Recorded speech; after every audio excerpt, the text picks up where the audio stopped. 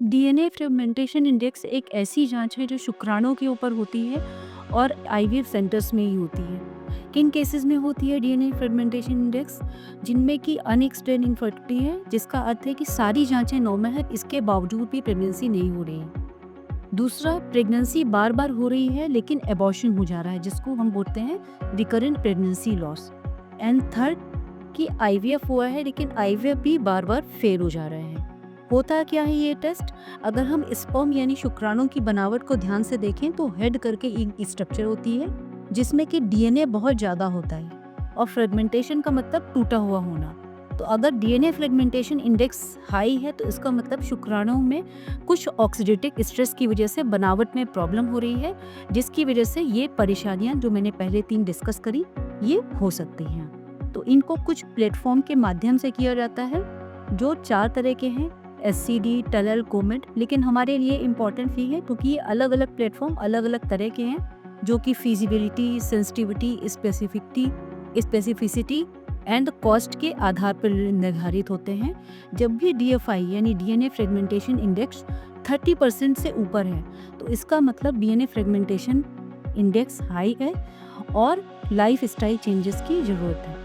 अगर 15% से कम है तो इसका मतलब ये नॉर्मल है। तो डीएफआई हाई होना एबनॉर्मल है, लो होना नॉर्मल है, क्योंकि उसमें फ्रेगमेंटेशन यानी टूटने, जो डीएनए टूटा हुआ है वो कम है।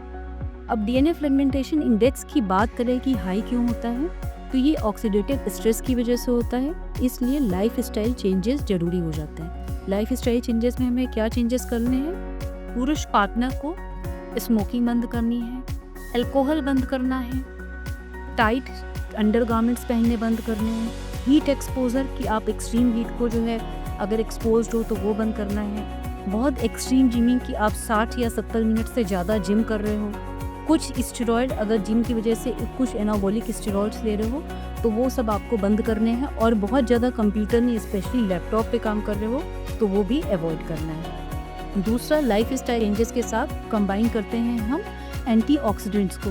एंटीऑक्सीडेंट्स में हमें मेन कंपोनेंट होते हैं कोएंजाइम Q10, एस्ट्राजेंथिन एंड गिबोकार्निटिन। ये दिया जाता है मिनिमम 3 महीने। 3 महीने क्यों? क्योंकि शुक्राणु बनने की जो प्रोसेस होती है जिसको हम बोलते हैं स्पर्मेटोजेनेसिस, ये 90 डेज की साइकिल होती है, इसलिए हमें ये मिनिमम 3 महीने देने ज़रूरी होते हैं। और इन दवाइयों का कोई साइड इफेक्ट नहीं है, इनको न्यूट्रास्यूटिकल कैटेगरी में रखा गया है।